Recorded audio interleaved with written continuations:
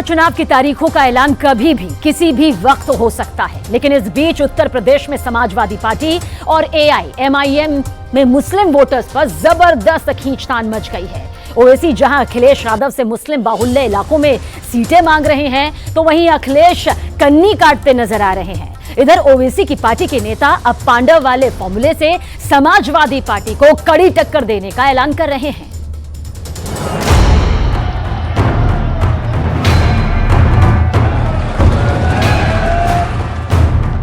हम जान चुके हैं कि तुम बीजेपी को नहीं रोक सकते। उसमें आपने एक ओबीसी चेहरा देखा। हम कभी समझौता नहीं किए, ना करेंगे कभी इंशाअल्लाह ताला।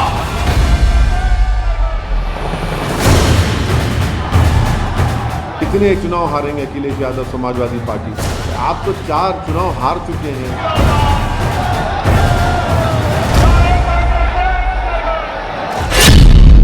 ओवैसी का पांडव फॉर्मूला, अखिलेश के साथ मुस्लिम खेला।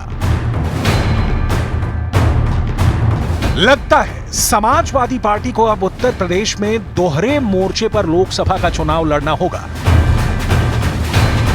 एक तरफ बीजेपी 80 सीटों पर दावा ठोंकते हुए एसपी को हराने के दावे करने लगी है, तो वहीं दूसरी तरफ एआईएमआईएम के प्रमुख असदुद्दीन ओवैसी ने साफ कह दिया है कि अब यूपी में एआईएमआईएम समाजवादी पार्टी के प्रत्याशियों के खिलाफ अपने प्रत्याशी उतार रही है।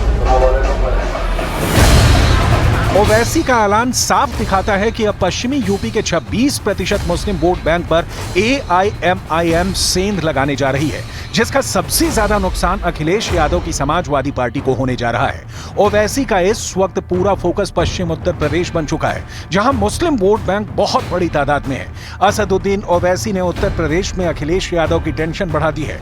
एआईएमआईएम के प्रवक्ता मोहम्मद फरहान ने कहा है कि 5 सीट हमको लड़ने के लिए दे दो, नहीं तो हम 25 सीट पर चुनाव लड़ेंगे। सिर्फ इतना ही नहीं, पार्टी ने दावा किया है कि अगर उन्हें 5 सीट नहीं मिली तो बड़ा खेला हो जाएगा।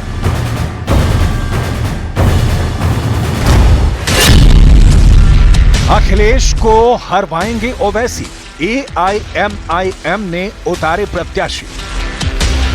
अब सबसे बड़ा सवाल यही है कि क्या ओवैसी समाजवादी पार्टी को चुनाव हराने आ रहे हैं या फिर बीजेपी को चुनाव जिताने आ रहे हैं, क्योंकि एआईएमआईएम की तरफ से जो ऐलान हुआ है वो वाकई में एसपी के लिए खतरे की घंटी है। असदुद्दीन ओवैसी की party all India Majlis-e-Ittehadul Muslimeen ने यूपी की 25 मुस्लिम बाहुल्य लोकसभा सीट पर चुनाव लड़ने की तैयारी कर ली है। एआईएमआईएम आजमगढ़, संभल, बदायूं, मेरठ, मुरादाबाद, अमरोहा, बिजनौर, फूलपुर जैसी सीटों पर प्रत्याशी उतार रही है। अभी तक जो खबरें सामने आई हैं उसके हिसाब से एआईएमआईएम ने यूपी लोकसभा की 7 सीटों पर पत्ते खोले। दावा किया जा रहा है कि अखिलेश यादव की संभावित सीट आजमगढ़ पर भी एआईएमआईएम प्रत्याशी उतारेगी। वहीं शिवपाल यादव की बदायूं सीट पर भी एआईएमआईएम ने प्रत्याशी उतारने का ऐलान किया है। इसके अलावा प्रोफेसर राम गोपाल यादव के बेटे की सीट फिरोजाबाद पर भी प्रत्याशी उतारने का ऐलान एआईएमआईएम ने कर दिया है। ओवैसी का पांडव फॉर्मूला, अखिलेश यादव के साथ मुस्लिम खेला। अब आप ये भी जान लीजिए कि एआईएमआईएम के प्रवक्ता मोहम्मद फरहान ने प्लान पर क्या कहा है।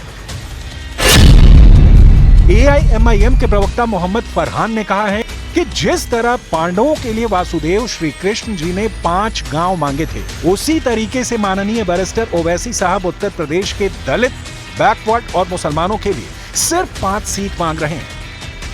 अगर अखिलेश यादव 5 सीट देते हैं तो बहुत अच्छा, अगर नहीं देते हैं तो फिर ये जान लीजिए कि यहां ऐसा खेला होगा कि इंडिया अलायंस घुटनों के बल पर आ जाएगा।